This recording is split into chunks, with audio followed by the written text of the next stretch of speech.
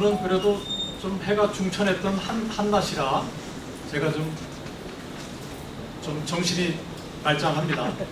한 2주 전에는 독립기념관에서 그 직원하고 그다음에 그 연구원들 상대로 해가지고 그 강연을 한 적이 있었는데요. 그때는 오전 10시였어요. 그래서 서울에서 가려니까 한 6시에 일어나야 되니까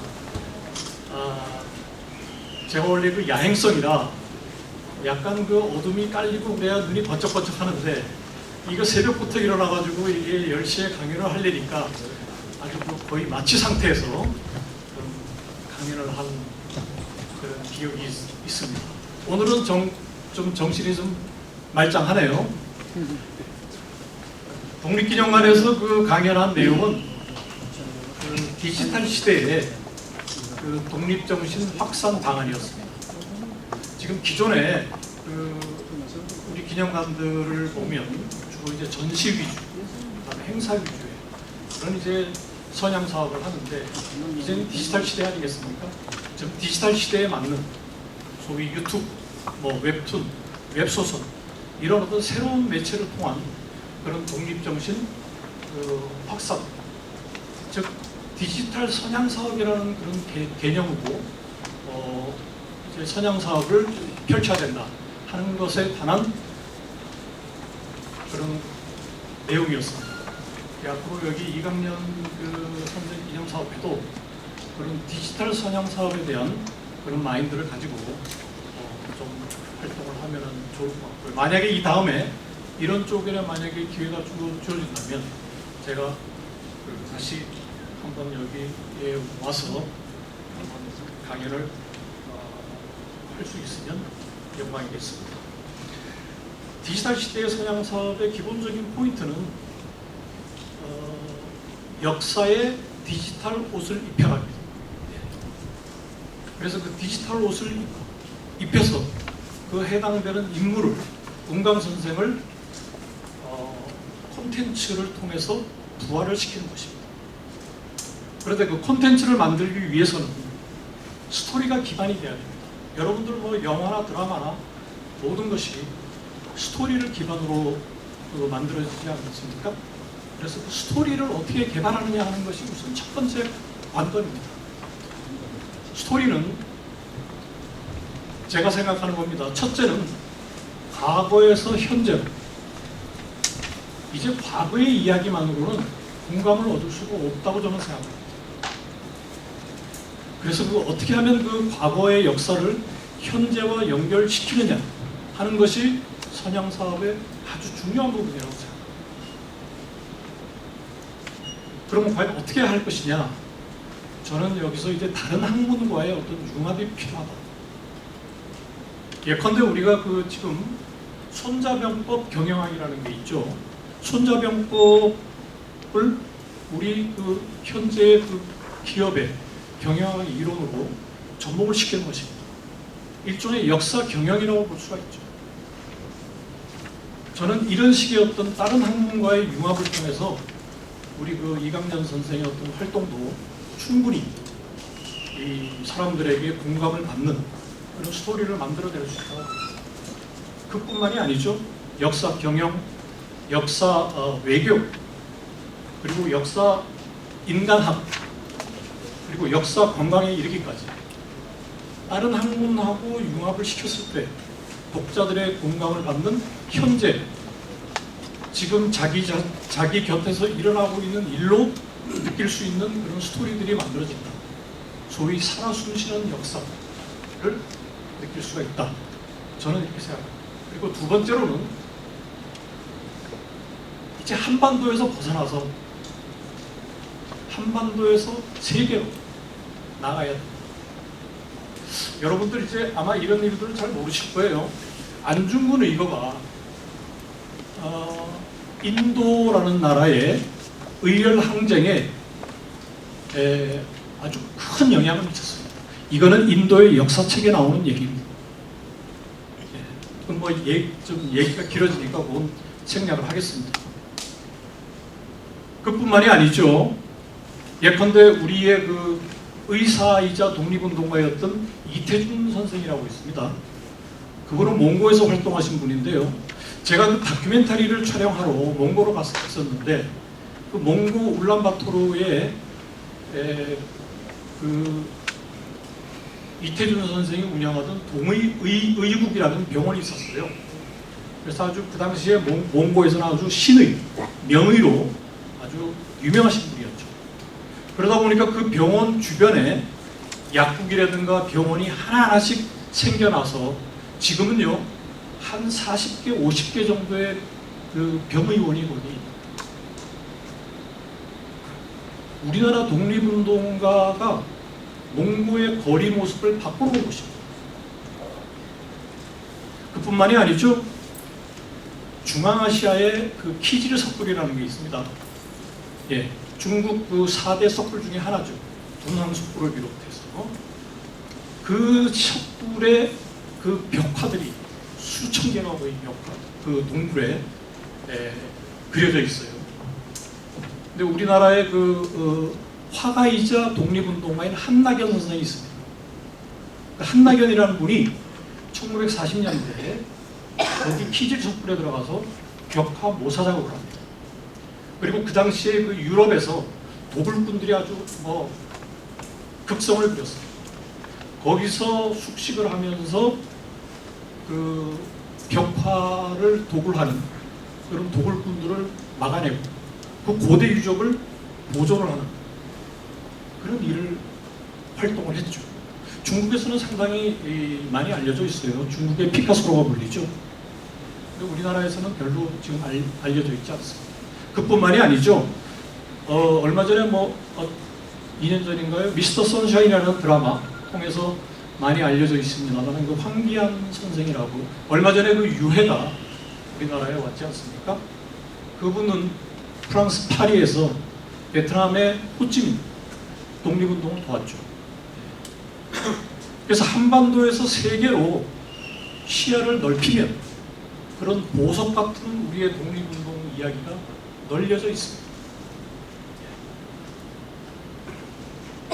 그래서 저는 이런 어떤 그 시공간적인 어떤 확장을 통해서 한번 이강년 선생에 대한 좀 새로운 그런 그 시각의 소위 스토리 평전이라는 걸 한번 만들어봤습니다.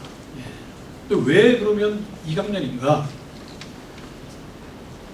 건국훈장 대한민국장을 받으신 분은 우리나라에 30분 남짓하죠. 그만큼 백범 김구선 선생부터 윤봉길, 이동창 의사 많이 알려져 있는데 이강년 선생은 좀 아쉽게도 그분들에 비해서는 좀 대중적인 인지도가 좀 낮죠. 그리고 또 한 가지 많은 분들이 여러 번의 그런 평전이 있는데 이강년 선생 평전 같은 경우는 하나로 지금 기억을 합니다만 한 번밖에는 아직 없어요. 그런데 참 다행스러운 것은 의병 활동을 한 기록이 생생하게 남아있다는 것입니다. 의병 항쟁에 대한 기록은요 흔치 않습니다. 이강년 선생의 활동, 그 의진의 활동을 적은 그 창의사실기라고 하는 것은 우리나라 의병 항쟁의 아주 중요한 자료입니다.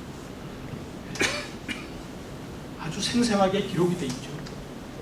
그래서 그런 기록이 있기 때문에 한번 이강년 선생에 대한 스토리 평전을 한번 만들어 봐야겠다. 그런 이제 생각을 했습니다. 자, 스토리 평전이라고 하는 것은 무엇인가? 이건 이제 제가 이 명명을 한 것인데요. 우선 한 인물의 그 삶의 단계, 즉 출생과 성장, 그리고 과거 급제, 그리고 거병, 그리고 재기항전, 죽음에 이르는 그 삶의 단계에서 한 가지씩 좀 흥미로운 그런 스토리가 될 만한 키워드들을 빼냅니다. 제가 이강년 선생 그 창의사실기를 쫙 검토를 하면서 그 뽑아낸 게 몇 가지가 있어요. 예컨대 사냥꾼 헤드헌팅. 자, 그 당시에 의병이라고 하는 것은 이제 주로 유학자, 그리고 농민들이 결성을 한 것이죠. 근데 뭐 유학자나 농민들은 그 전투를 치러본 적이 없잖아요.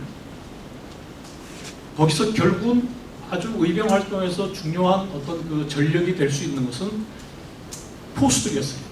사냥꾼들, 호랑이 잡는 그 사냥꾼들, 산포수라고 하죠. 그래서 이강년 선생은 그 산포수에 살고 있는 그 험한 그 산골 구석구석을 다니면서 사냥꾼들을 일종의 헤드헌팅을 하죠. 예. 우리 의진에 들어와달라고. 그 당시에 사냥꾼들은 천민이었습니다.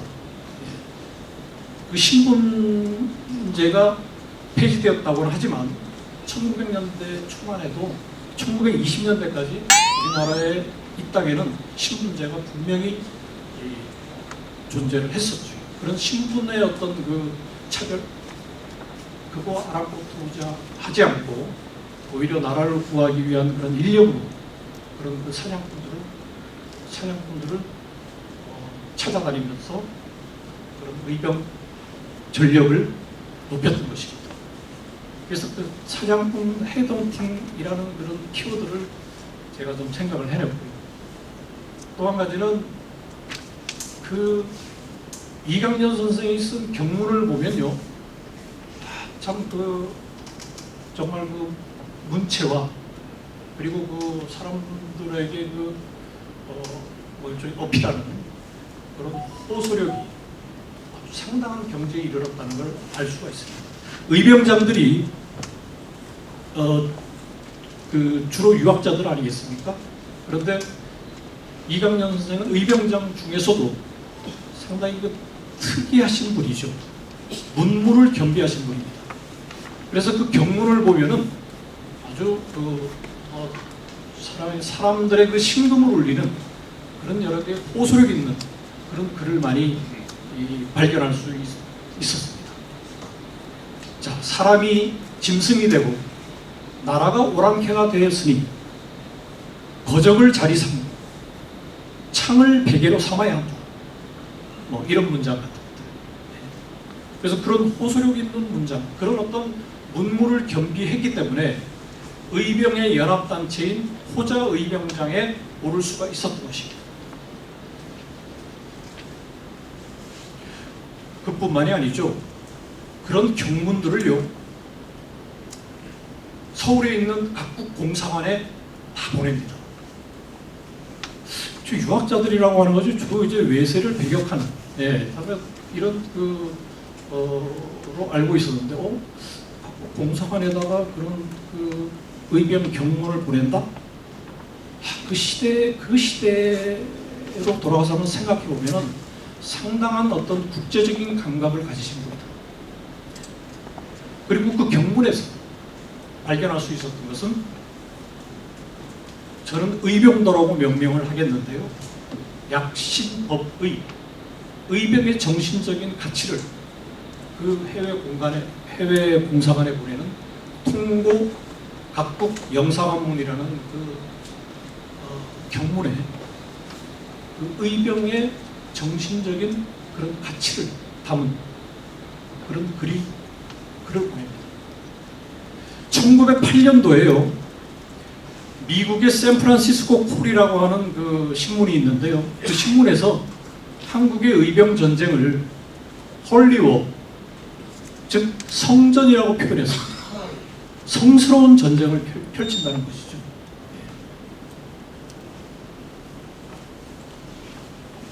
그 어떤 그 성전이라는 말도 이런 이강년 그 의병장께서 각국 그 공관에 의병의 정신적인 가치를 천명을 하고 한 그런 것도 한 가지 원인이 아닌가, 그런 제 생각을 해봅니다. 의병도는 저는 그래서 의병도를 다른 그 서양의 기사도나 어떤 그 신사도 이런 거에 버금가는 그런 우리의 그 민족의 정신적인 가치로 앞으로 좀 승화를 시켜야 된다. 저는 이렇게 생각을 합니다. 이런 것들이 모두 담겨 있는 것이 바로 창의 사실이에요. 근데 이 창의 사실기는 어떻게 발견이 됐을까요? 이게 이강년 그 선생께서 사형을 당하시고 그 뒤에 일제강점기에 들어서서 그 부하들이 이강년 의진의 활동을 기록으로 남겨야겠다 해서 그 기록을 남기는 작업을 하게 됩니다. 그때는 일제강점기였어요. 그러니까 몰래 숨어서 그거를 하고, 그거를 어디에 숨겨뒀느냐? 진주강시에 그런 뭐 학당이죠. 일종의 자녀들 교육을 시키는 그 학당, 이 박약제라는 곳입니다. 충북 그 제천에 있는데요. 그 박약제 기와장에다가 그걸 숨겨놨어요. 그래서 해방된 후에 그 박약제 공사를 하다가 그게 우연히 발견이 된 것입니다. 그 얘기는 뭔가요?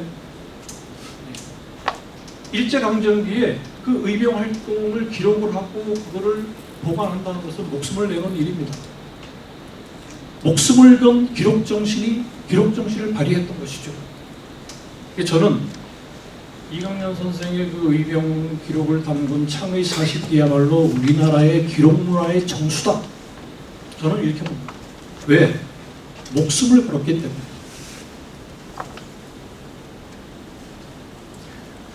그래서 저는 이제 그런 그 은강 선생의 삶에서 이러한 여러 가지 어떤 그 가치랄까 그런 것들을 이제 찾아내서 그것을 현재의 사례와 좀 연결을 시켰습니다.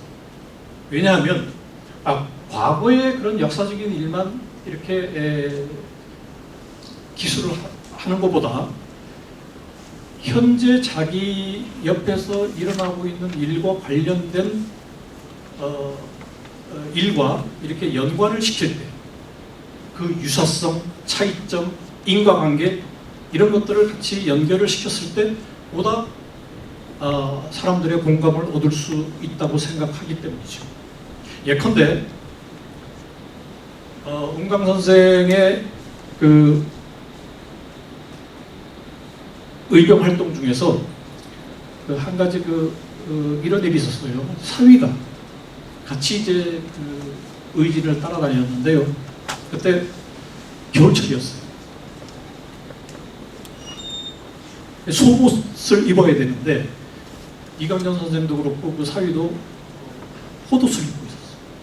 그러니까 이 사위가 부하가 입고 있는 좀 속옷을 빌렸나 봐요. 근데 그게 은강 선생이 알게 돼서 사위에게 아주 엄한 벌을 내립니다. 대장이나 그 가족은 부하보다 부하를 먼저 사랑해야지. 왜 그 부하의 속옷을 너가 입고 다니냐. 해가지고 엄한 벌을 내린다는 게 창의 사실기 기록에 나와 있습니다. 일종의 그것은 헛옷을 통한 부하들과의 소통이라고 저는 생각을 하죠. 그래서 현재 아주 최근의 일은 아니지만 옛날에 제가 학교 다닐 때 1980년대에 그 미국의 크라이슬러라는 자동차 회사의 리 아이아코파라는 회장이 떠올랐어요. 그 사람은 그 당시에 거의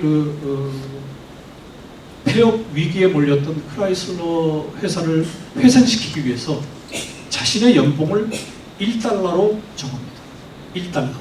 미국 같은 자본주의 사회에서 그런 대기업의 회장이 자신의 연봉을 1달러로 책정을 한다는 것은 아주 전례가 없는 일이었습니다. 그래서 그걸 기화로 해서 노조 문제서부터 많은 문제를 해결하고 결국 크라이슬러를 미국의 3대 자동차 회사로 키워내죠.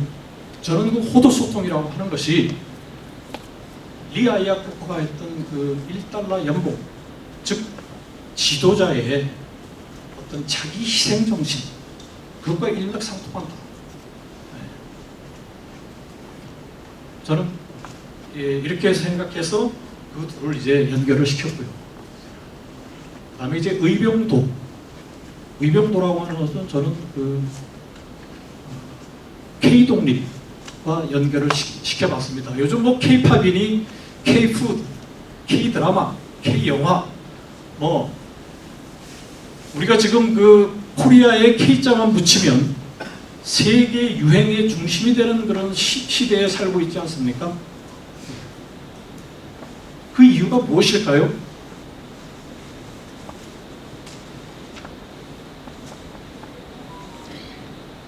저는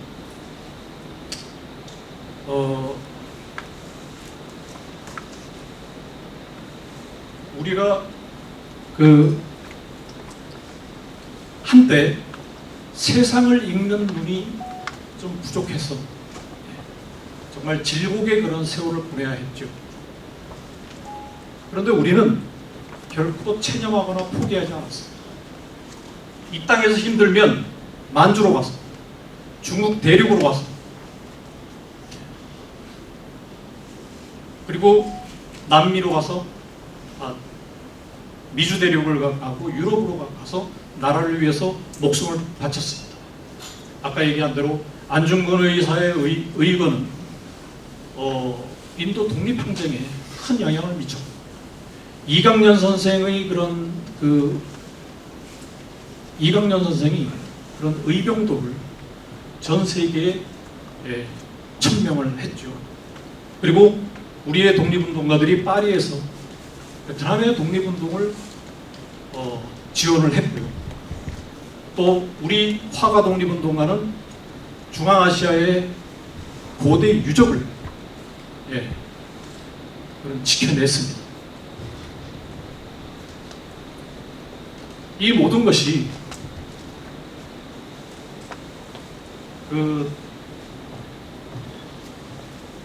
해방이 되면 우리가 멋진 나라를 만들겠다고 다짐한 것이 지금 꽃피고 열매를 맺어서 오늘에 이른 것이라고 저는 생각을 합니다. 그래서 그런 것들을 우리가 K독립의 위대함이라고 불러도 되지 않을까? 저는 그렇게 생각합니다. 여러분들 만약에 같은 생각이시라면 한번 힘찬 박수 한번 보내주십시오.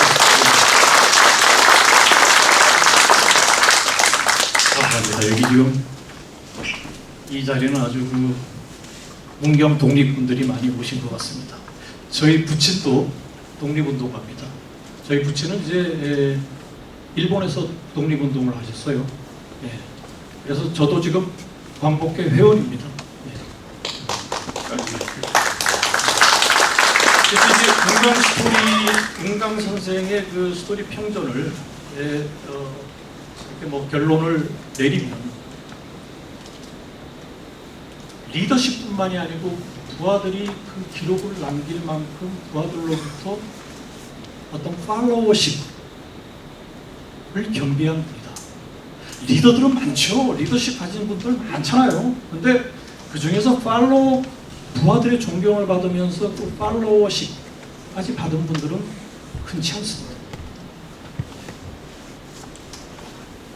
그리고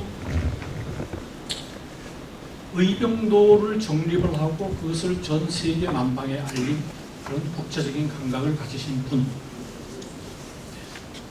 그리고 마지막으로는 7.18을 포용한 점입니다. 그분, 은강 선생님의 그 경문에 보면 엎어진 새 둥지에 어찌 온전한 알이 있겠는가 하는 표현이 있습니다.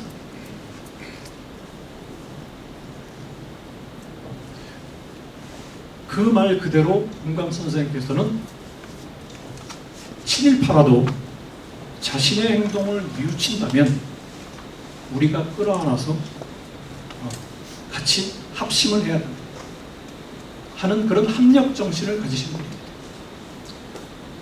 그래서 저는 이 책의 제목을 세상을 품은 의병장 이강년이라고 했던 것입니다. 이렇게 스토리를 통해서 한 사람을 좀 들여다보면 그 인물에 대한 새로운 해석이 나올 수 있더라. 그래서 저는 이 이제 뭐 좀 마지막 말로 이제 대체를 하겠습니다. 제가 쓴 것은 사실 저는 뭐 작가라고 하기에는 좀 부끄러운 얘기고요. 이 책은 기본적으로 디지털 선양 사업을 하기 위한 첫 출발이라고 보시면 됩니다. 이 책 자체가 완전한 하나의 뭐 책이라기보다는 그런 웹툰이라든가 유튜브라든가 웹소설이라든가 SNS라든가 이런 다양한 디지털적인 어떤 매체에 실어 나르기 위한 바로 첫 단추다. 그렇게 생각합니다. 그래서 앞으로 이런 어떤 그 이강년 선생에 대한 그런 그 여러 가지 활동을 다양한 그런 그 방식의 스토리로 만들어서 그런 디지털 시대에 맞는 그런 선양 사업을 좀 해나갈 수 있기를 바랍니다. 감사합니다. 네, 이원혁 작가님의 특가로 우리 주옥 같은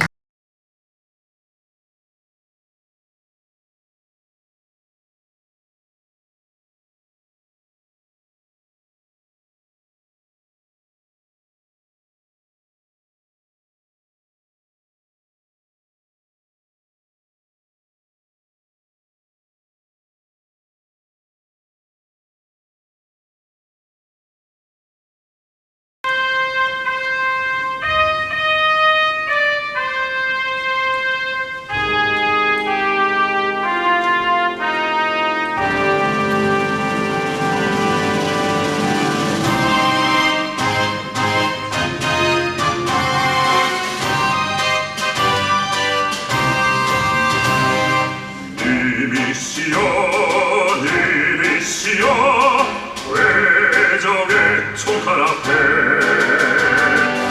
온몸으로 맞선 님이시여